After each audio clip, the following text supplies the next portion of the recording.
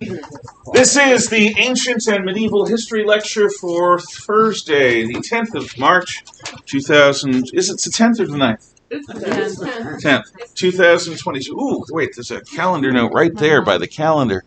It is the 10th. Good. Yeah. Hello, camera. Okay. We are in the high point of Roman civilization, the Pax Romana. Not the high point of Roman freedom. That was during the Republic. But the high point of Roman civilization. The Republic unifies most of the Mediterranean world, and the early empire consolidates that. By the time of Hadrian, Rome is at its height, and Hadrian actually pulls back the borders to a more defensible set of lines, which he fortifies. In unifying the world, the Caesars bring more peace and prosperity to more people and more regions than ever before, and arguably than ever since, except for the Victorian period in the 19th century and the period after World War II, which is still going on, sort of. By bringing peace, the Caesars allow civilian lifestyles to grow and develop. Now, we have talked about the Principate, and we have talked about many of the adoptive emperors of the Pax Romana. By adopting, these emperors are not subject to the vagaries and vicissitudes of genetics.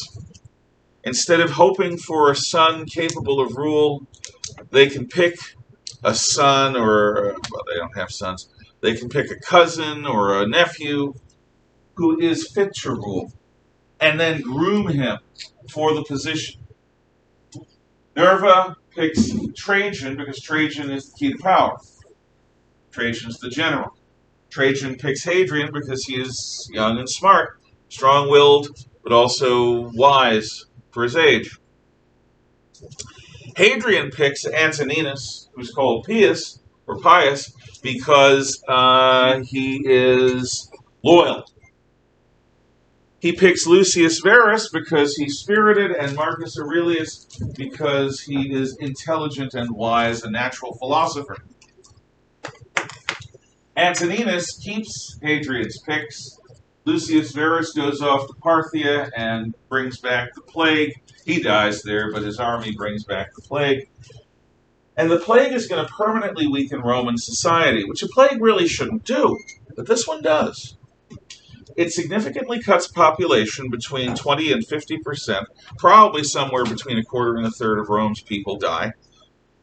And the Roman population remains a problem throughout the rest of the 300 years plus of the Western Roman Empire, and throughout the 1,000 years beyond that of the Eastern Roman Empire. Why couldn't they just start having more babies? Why couldn't they just bounce back? Why couldn't they just get their second wind? Well, there may be reasons, and it may be an unknown mystery, but they don't. The important thing is they don't. For whatever reason, this really puts them on the back foot. It also leaves Marcus Aurelius as the sole emperor. Now, if you look in your notes, let's take a look at some pictures again. So, on the first page of pictures, where we are, you see Augustus on the upper right. Then in the center left, you see Gaius Caligula. I'm sorry, I was quoting Incitatus, his horse, who is also a senator. Bottom center is Claudius. Bottom right is Trajan, the soldier emperor. And all of these guys follow a specific, particular pattern. They have sort of bold cuts, and they're clean-shaven, and they look like, Italians. Now flip it. On the upper left is a different view of that same statue of Lucius Verus. And on the upper right is Marcus Aurelius. Now these emperors follow Hadrian's example. They have long curly hair, and long curly beards. And this at least gives you an idea. Now, Marcus Aurelius is a philosopher. In fact, he is the closest thing to what Plato once dreamed about. Plato, you'll recall, writes a book called Republic. And in Plato's Republic, everyone has the best job for their talents. The job of education is to help people find what their best talents are, and then use those talents for the greater good.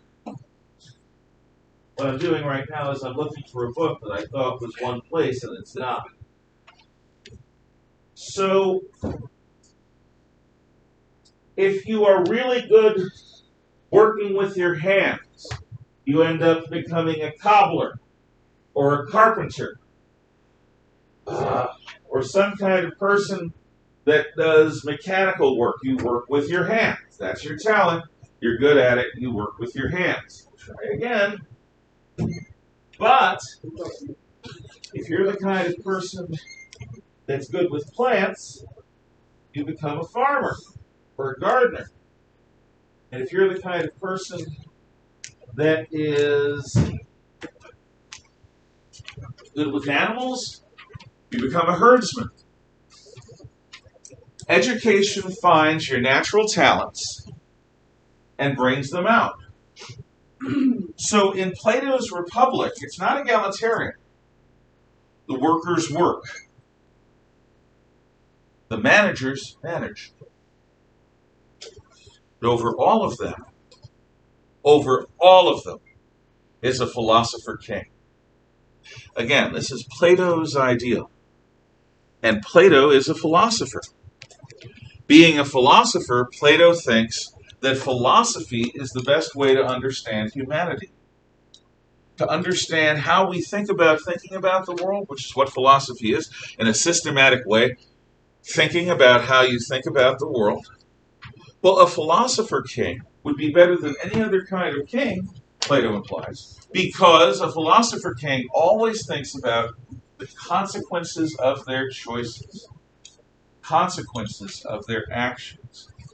This consequential reflectiveness, this thinking about how this decision is like a stone in my hand, and I'm standing by the shore of a still pond with a glassy, smooth surface, and how my choice to drop it here, or to toss it, or to place it in quietly, is going to affect the ripples it creates.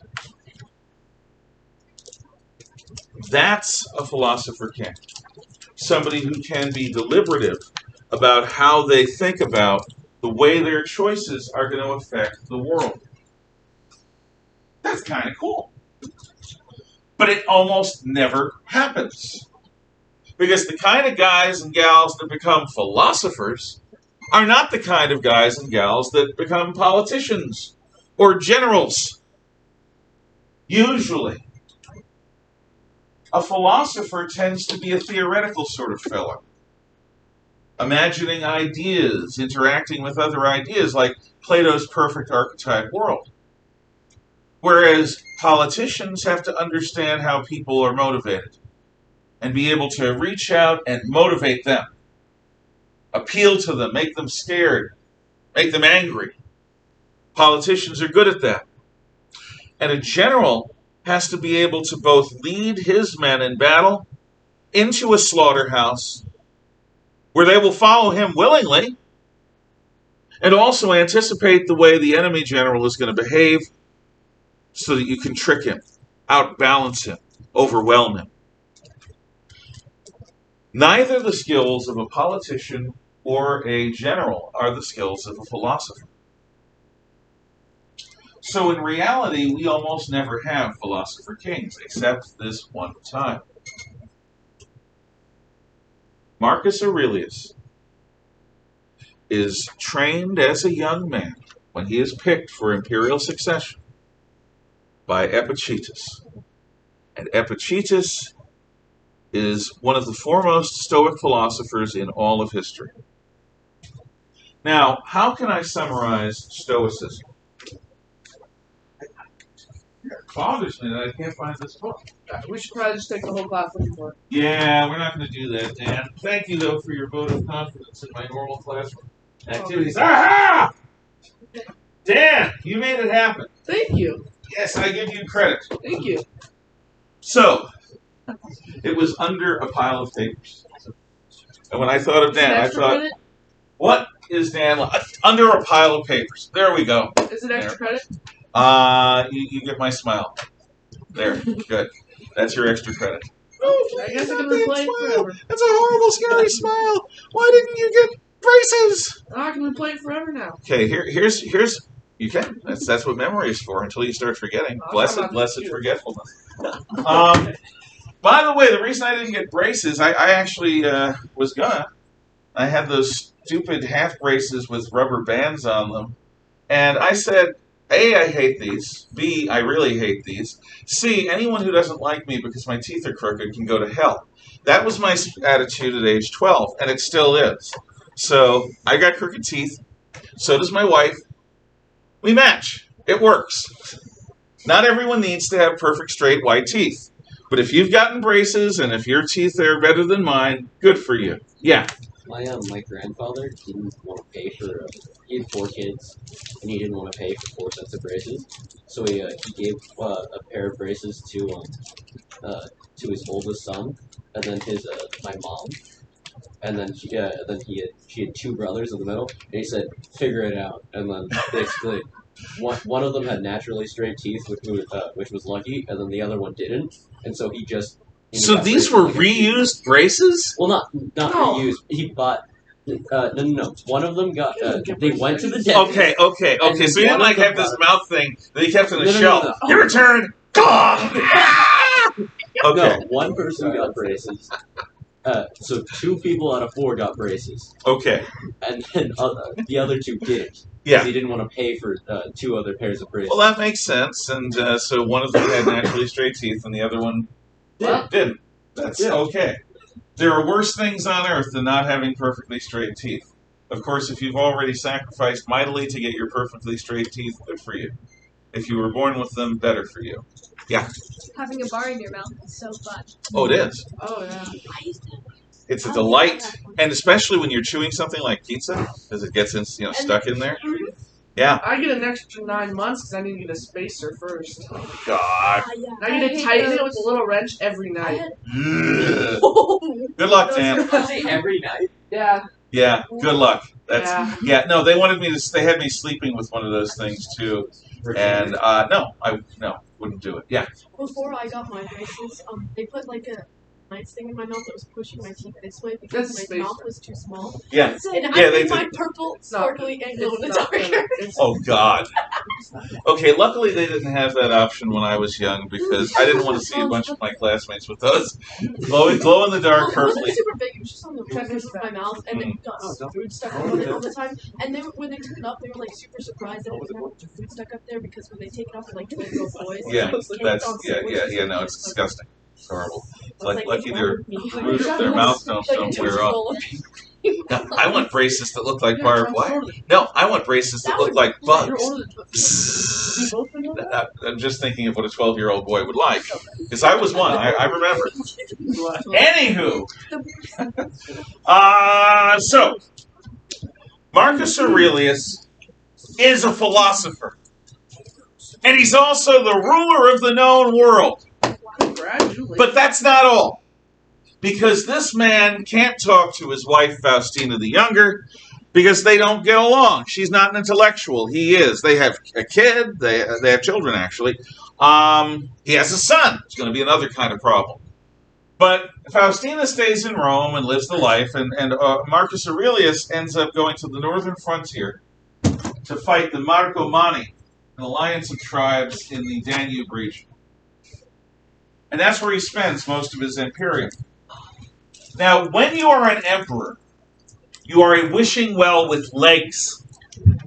Everyone wants something from you. Everyone wants to take. They want a favor. They want special consideration. It's not that people are terrible. It's that when you have all the power, it's tempting for people to try to get that power used in a way they want. So, everyone, and I mean everyone, including his wife and children, wanted something from Marcus, so he couldn't be honest with anyone. He didn't have a friend. But he's a Stoic.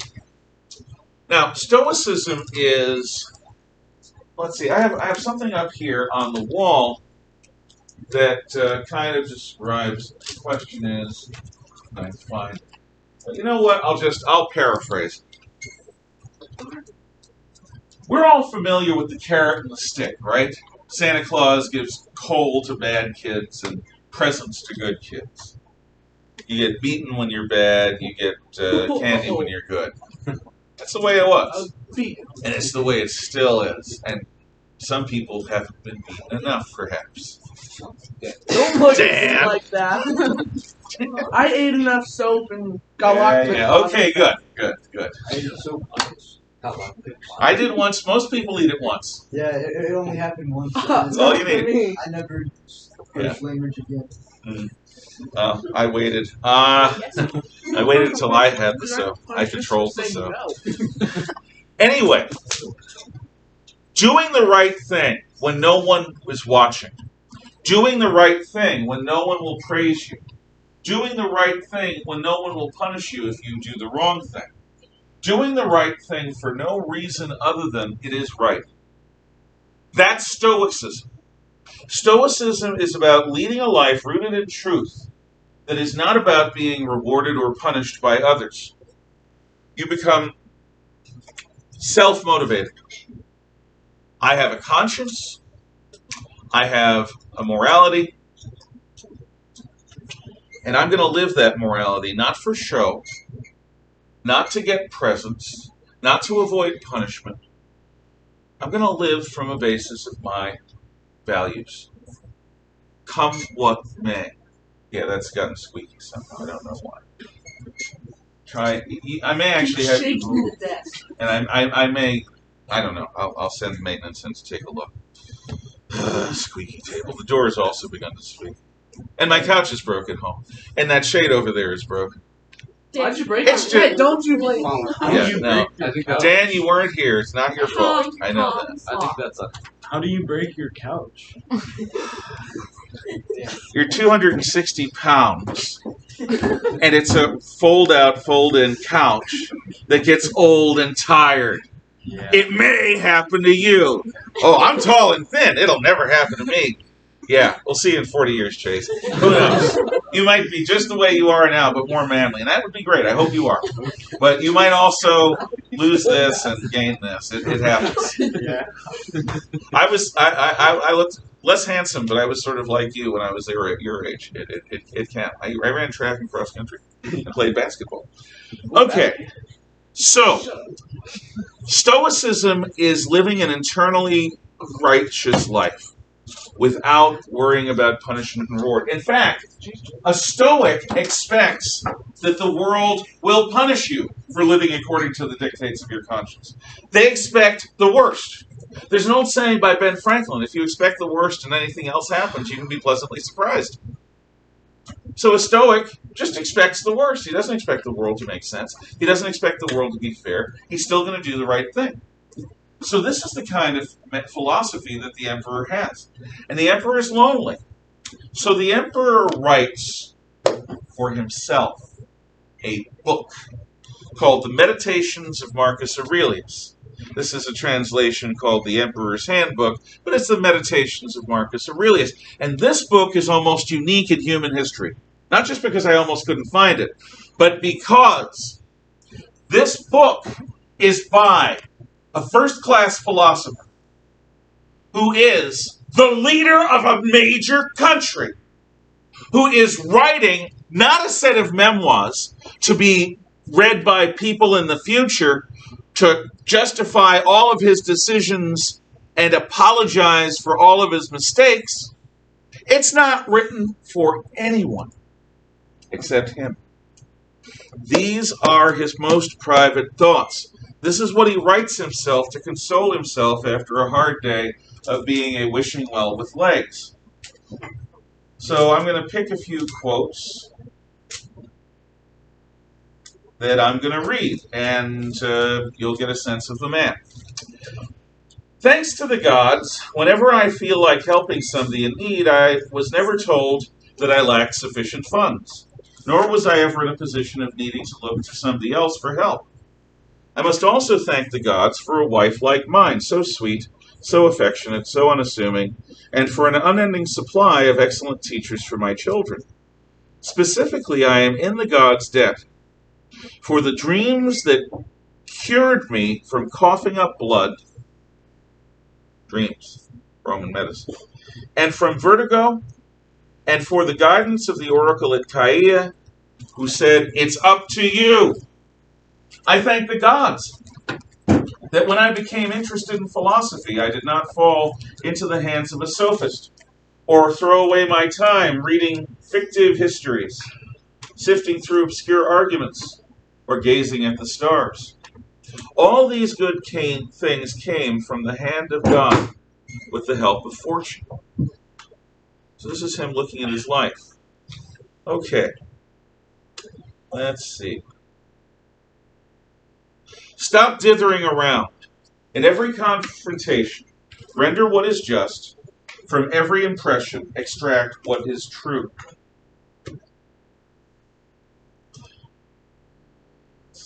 Cherish your gifts, however humble, and take pleasure in them. Spend the rest of your days looking only to the gods, from whom comes every good gift, and seeing no man as either master or slave.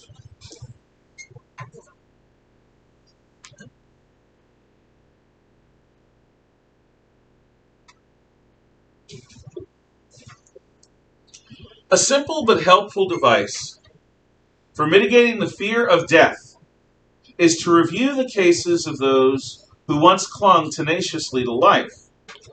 How are they better off than those who died young? They're all dead now. Dictianus, Fabius, Julianus, Lepidus, and all the others who, after burying many of their fellows, were eventually laid to rest themselves. What difference does it make?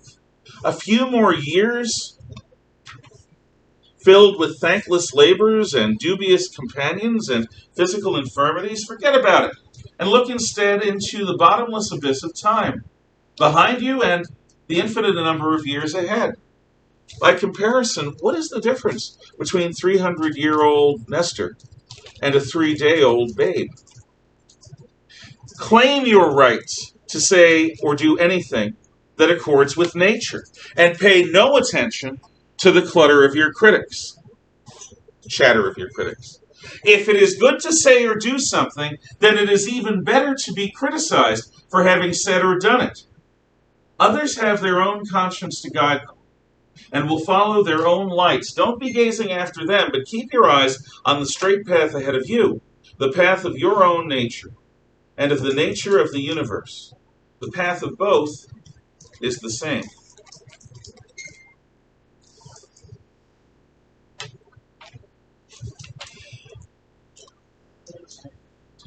Empty pomp, stage plays, flocks of sheep and herds of cows, mock battles, a bone flung to lapdogs, a breadcrumb tossed into a fish pond, the ceaseless toil of ants bearing their burdens, the flight of frightened mice, puppets dancing on their strings. Such is life.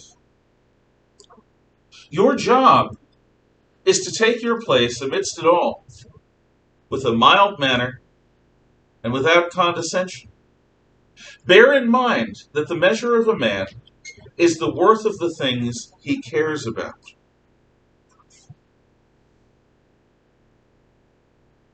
It is the fate of kings to do men good and be hated for it. Stop fantasizing. Cut the strings of desire that keep you dancing like a puppet. Draw a circle around the present moment. Recognize what is happening either to you or to someone else. Dissect everything into its casual and material elements. causal and material elements. Ponder your final hour. Leave the wrong with the person who did it.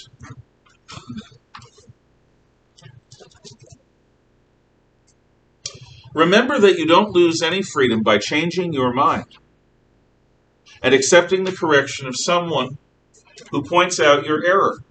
After all, it is your initiative, your judgment, indeed your intelligence, that makes change and acceptance possible. Am I doing something? I do it for the good of mankind. Is something done to me? I accept it, referring it to the gods and to the source from which all things flow independently. Stop all this theorizing about what a good man should be. Be it!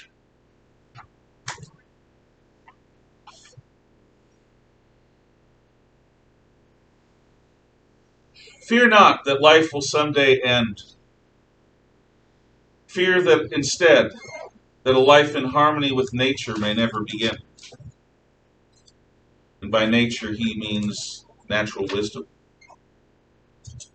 If it's not right, don't do it. If it's not true, don't say it. First, do nothing unintentionally or without some end in mind. Second, make the common good the only end of all your actions. Now, these may sound like mindless, trite platitudes. Not quite. Aurelius is not writing a children's book. Aurelius is not writing a book to try to instruct future emperors. This is a man who every day has to make decisions that affect the lives and death of thousands, actually of millions. When he's in Rome, he has to be wise. When he's on the battlefield, he has to be strong. When he's with his politicians, he has to be clever. Everyone wants something. So what Aurelius is doing with these meditations is he's reminding himself what he thinks is true. He's telling himself these things. He's telling himself to stop theorizing about what it is to be a good man. Instead, just be it. Just be good. Did he come up? Raise your hand. What? Did he come up with the Nike slogan? What's the Nike's? No. Well, Nike probably took their slogan from him. That's possible. Well, Nike's also Yes. So Yeah. And he would know about Nike being a Roman emperor. Ladies and gentlemen, whether or not this book moves you from the quotes I've read, this is a unique book. Because this is a man's private thoughts. But not just any man. First-class philosopher who's the ruler of the known world. There is no other book quite like this anywhere. The Meditations of Marcus Aurelius. Now, Marcus martyrs himself on the northern frontier fighting the Marcomanni. In that scene from Gladiator, you see what is supposed to be the last battle of the Marcomannic Wars, and then he dies. Well, that's true. Marcus has a son by Faustina the Younger. Marcus's son is named Commodus. Commodus is brought to Marcus's camp. Marcus tries to teach Commodus how to be a general, how to be a man, how to be a leader, how to be an emperor. He spends years at it. It doesn't really take. Commodus is a bit like his uncle Lucius Verus. He likes joy, laughter, wine, women, song. He likes the thrill of battle. He likes the excitement of the gladiatorial arena. He fantasizes about becoming a gladiator himself. Remember, gladiators are condemned men who are all going to die, or most of them are going to die right here for your entertainment. Think about that. And Commodus fantasizes about it. So when Marcus Aurelius dies, Commodus ends the Marcomanni War and returns to Rome. And there he sets up a set of games like never before seen.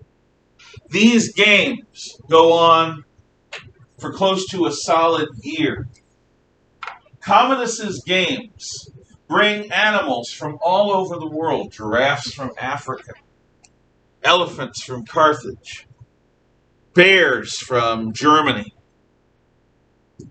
And he has the animals fight one another, and he has the animals fight different kinds of people. There are individual matches. There are group matches. In some cases, though, by this point, the Colosseum won't handle a naval battle because they've hollowed under the floor. They do have, near Rome, mock naval battles where they have little miniature war galleys where they refight battles from the First Punic War. And gladiators are on one ship and on the other ship, and they try fighting and killing. And people are on shore, kill, kill, kill. And they're waiting for the emperor to say, spare him or end him. Commodus is vain. Commodus is dangerous. Commodus does not show respect to the Senate, which Marcus, Antoninus Pius, Hadrian, Trajan, and Nerva all showed respect for. The Senate. By showing respect for the Senate, the emperor wins points with the people. By living the fiction, they're an empire, but with republican forms. But Commodus rules because he's Commodus, he's the emperor, he does not what he needs to do. He does what he wants. He even fights in the arena on a couple of occasions. Now, how could you have an emperor fight in the arena? Drug the other guy. So he starts fighting, but he's dizzy and he starts losing his ability to control his body, and then the emperor can seem to kill him. That's done a few times. But that's cheating. It's the emperor. He's not going to fight fair because he's the emperor. He's not going to lose. Eventually, Commodus scares so many people in his inner circle and in the rest of Rome that they assassinate him. Dead. Not in the arena fighting Maximus. Dead. Now, this is shown at the end of the movie Gladiator. Spoiler alert. At the end of the movie Gladiator, character Maximus, who's the main character, who was general and then enslaved and then became a gladiator, and then he kills Commodus and goes to Senator Gracchus. Yeah, him again. Mythical Senator Gracchus. And Senator Gracchus will restore the Republic. Nothing, ladies and gentlemen, nothing could be further from the truth. After Commodus is assassinated, the Praetorian Guard auctions off the Imperium on the palace steps. A bunch of wealthy Roman politicians and generals who happen to be in Rome bid for the Imperium with the palace guard.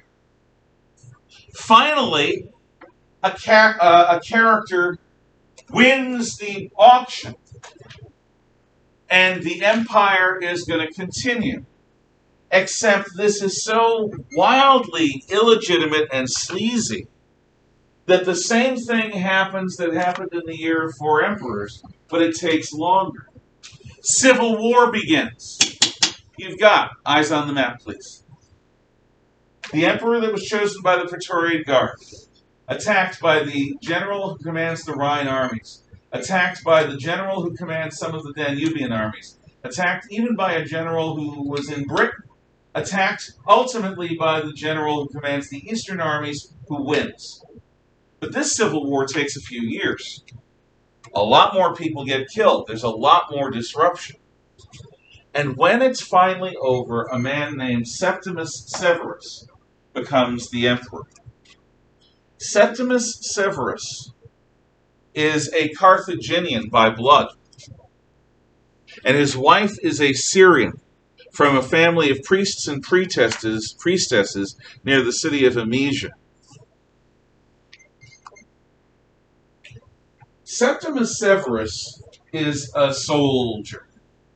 He doesn't have time for this political stuff that the adopted emperors do. What Severus does, not Severus Snape, Severus Snape, Dumbledore, not that guy. What Septimus Severus does is he runs the empire like a general commanding an army. The Senate can shut up and do what it's told, or it can shut up and do what it's told, or I'll make it shut up and do what it's told. There's no debate. There's no pretense of deferring to these old men in the Roman Senate. Nor is there any pretense about this being an empire with republican forms. Severus is the emperor. He tells people what to do, they do it, or he hurts them. Severus's wife is very influential. Now, Septimus Severus has two sons. One is Caracalla, the other is Gita. Caracalla isn't his formal name, but he wears a barbarian cloak, like a German cloak, like a medieval hobbit cloak. And that is called a Caracalla, so he is Caracalla, the barbarian cloak. That's his nickname. And his brother Gita. Now, there are some family pictures of Septimus Severus and his wife and the two boys growing up. And the two boys are raised... The two boys are raised to be partner emperors. To be partner emperors like Lucius Verus and Marcus Aurelius were to be partner emperors. Where is it? That one. Oh, I can't find it. Okay. Anyway, I'll just describe it.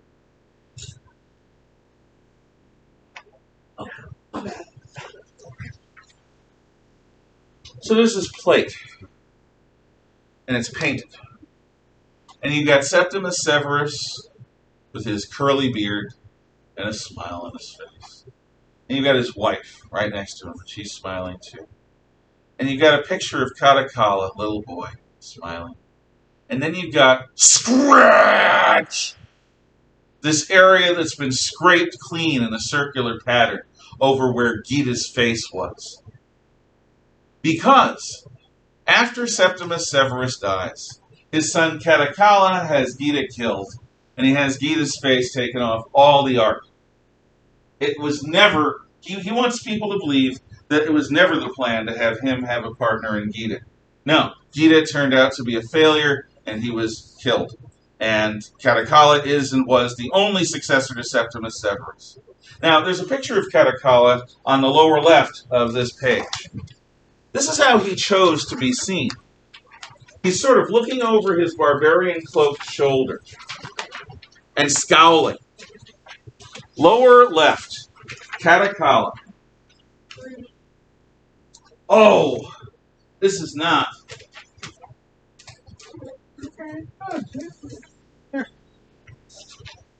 Why would he choose to be shown this way? He's like a grump.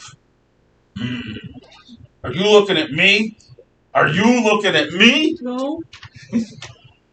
He wants to be seen as a tough guy. But you know what he does? He makes every free man in Rome, in the Roman Empire, a citizen. Oh my gosh, what an egalitarian. Caracalla is going to make every man in the Roman Empire that's not a slave a citizen? That's so cool! Because Roman citizens can't be tortured. And Roman citizens have certain privileges. All Roman citizens can appeal to the emperor. And Roman citizens aren't killed by crucifixion. They're beheaded. Everyone's a citizen. Yay, Caracalla! But we're now going to have two statuses of citizen. There are the honestiores, the honorable citizens, and they have all the old privileges. And there are the humiliores, the humble citizens, and they have none of the privileges of Roman citizenship. Wow. So Caracalla has just made everyone in the Roman Empire who is a freeborn male or a free male, a Roman citizen, Except they get none of the privileges. They just get the title. So we're like a school board. What a guy. Oh, but Caracalla does build the best baths that Rome ever sees. The baths of Caracalla are massive. They take a few city blocks. There are pools with slightly different temperatures. You can spend an entire day there. You can go to the sauna, you can go to the cold baths, the hot baths, you can do them all. You can get a massage, you can watch wrestling, you can participate in wrestling, you can eat nice food, you can watch an orator speechify and tell stories, you can go to a debate, you can go swimming, you can do everything at the baths of Caracalla. It's a giant croc center on steroids. In fact, the croc center is based on the sorts of things that were in Roman thermae or bathhouses. Now, how do you get hot water that will fill an Olympic-sized pool? Lots and lots of slaves and lots of charcoal. So under the floors of these bathhouses, there are steam pipes, or pipes with hot water, that slaves stoke in these cauldrons under the floor. And so you've got this beautiful world above. It's almost like a science fiction story. And under the floorboards, the slaves stoking the fires and making sure everything is hot. It really is like heaven and hell separated by a single floor. And the baths of Caracalla last into modern times. There are still parts of them that exist in Rome. But Caracalla dies. He dies. And he dies young. Who's going to be emperor now? Septimius Severus' nephew on his wife's side. So this guy is not going to be half North African, half Syrian like Caracalla was. He's going to be 100% Syrian. In fact, his name is Heliogabalus. Heliogabalus. Heliogabalus. Heliogabalus. Heliogabalus. Heliogabalus. He's also called Heliogabalus, but you don't need to worry about that. Heliogabalus is a 14-year-old passive homosexual boy from Amnesia. He is a priest of a sun god, represented by a phallic-shaped black meteor that fell to the ground near Amnesia, and was believed to be the potent power of the sun. Now, Rome has had homosexual emperors before. Hadrian is the most public. Rome has also had bisexual emperors. Trajan was a bisexual emperor. He liked women and he liked men. But always, the emperor was seen as playing the male part in these relationships. Heliogabalus, when he marches into Rome the first time, is dressed as a transvestite, in feminine robes with feminine makeup. 14-year-old sun priestess from Amnesia is now going to be the emperor of Rome.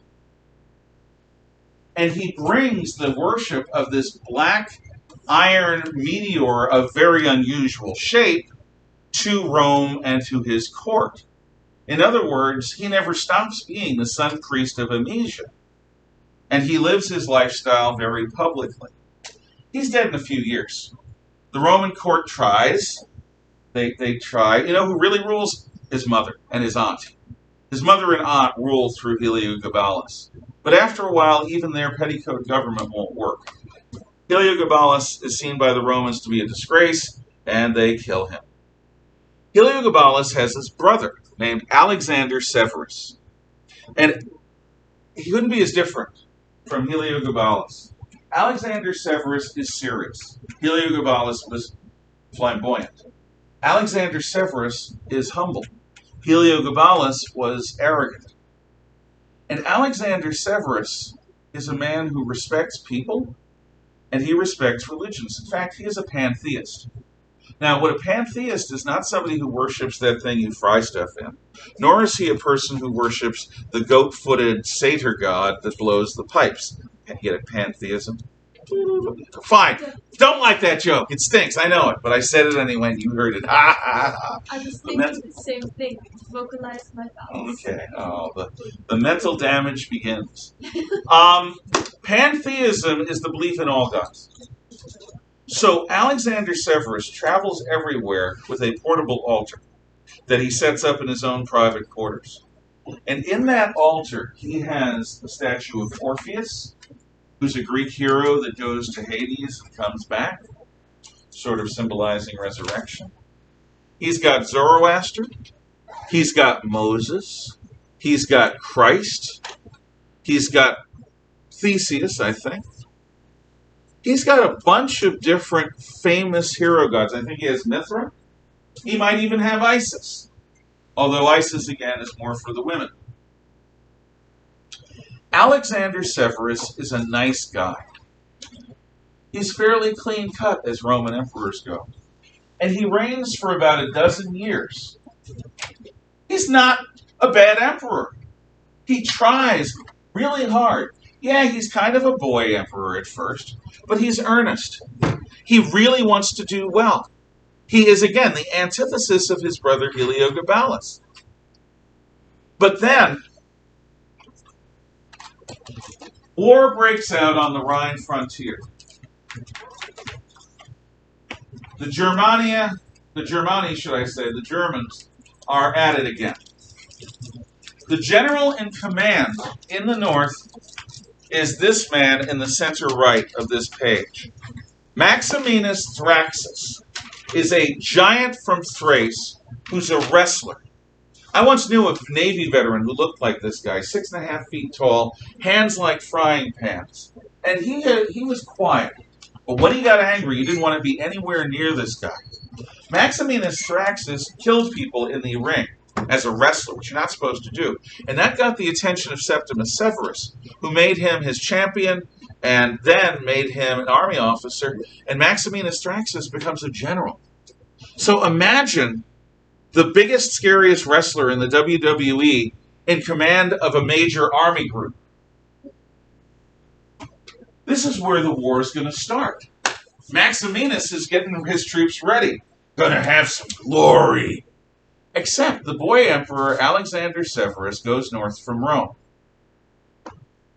Meets in the army headquarter camp of Maximinus Thraxus and indicates that his intention is to make peace with the Germans for the greater glory of mankind.